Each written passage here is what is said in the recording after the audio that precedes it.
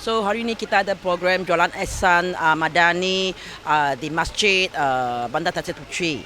So inilah kali pertama, tapi untuk jualan ramah inilah kali kedua di kawasan Tasib Puteri. Dalam bulan inilah kita buat. So next minggu kita akan buat lagi sekali lah. So total bulan ini kita ada 3 kali lah. Tapi the first time kita ada kat masjid. So memang kawasan masjid memang sesuai lah kawasan yang luas, yang lagi kita biasa bekerja sama dengan masjid untuk program-program lain macam sukan, tak kira apa macam sukan, jenayah, banyak program lah. Kerap memang kerap. Sepatutnya kalau ni jualan ihsan, memang apa cakap, kita ada benefit, kita ada dapat keistimewaan daripada jualan ihsan. Actually dia satu zon dia pilih 2 kali saja. So kita zon kami berasa nasib baik lah, ada 3 kali kita yang tidak boleh dapat. Sepatutnya 56 zon, jumlah 2 kali saja. So very lucky ini bulan kita dapat 3 kali.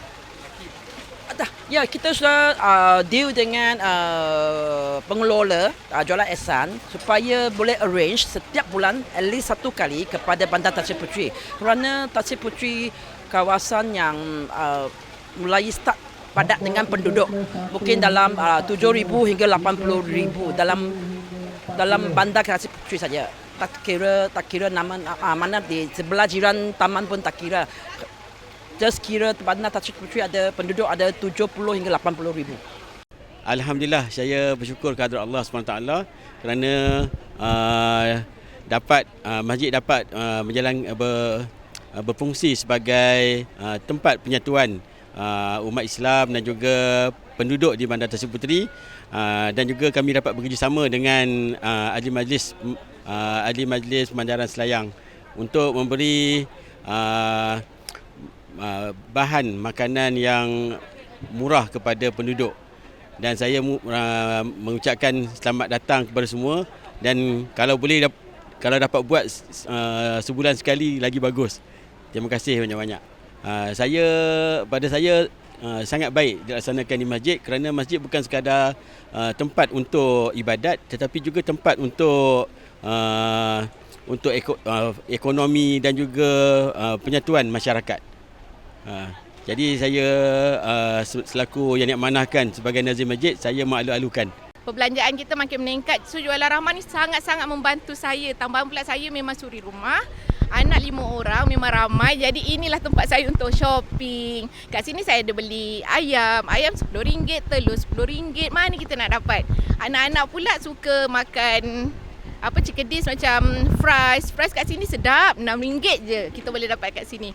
So pada penduduk-penduduk dekat sini ataupun dekat mana-mana yang ada jualan ramah, datanglah support, belilah dekat sini, sebab kat sini kita banyak dapat menjimatkan perbelanjaan seharian kita. Jadi terima kasih banyak-banyak sebab menganjurkan jualan ramah ni. Terima kasih kerana membantu kami suri rumah, terima kasih kerana membantu kami dalam perbelanjaan kami seharian, terutama beras, minyak, telur, ayam, daripada makanan basah sampai makanan kering, memang semua ada dekat sini. Jadi marilah kita bersama-sama untuk support jualan ramah ni. Terima kasih. Okey, harapan saya untuk jualan macam ni akan kita teruskanlah, sebab ia memang betul-betul, macam banyak kali saya cakap, memang dia sangat membantu kami dalam perbelanjaan harian, sebab dia memang murah, memang murah. Sebab nak kata walaupun murah, tak adalah kata benda tu tak berkualiti. Dia sangat berkualiti. Macam beras memang sedap. Memang saya pakai beras daripada jualan ramah ni. Ayam memang kita dapat tak dapatlah dekat tempat lain RM10. Telur, mana kita nak dapat RM10? Dekat sinilah tempatnya. Jadinya harapan saya memang teruskanlah jualan ramah ni.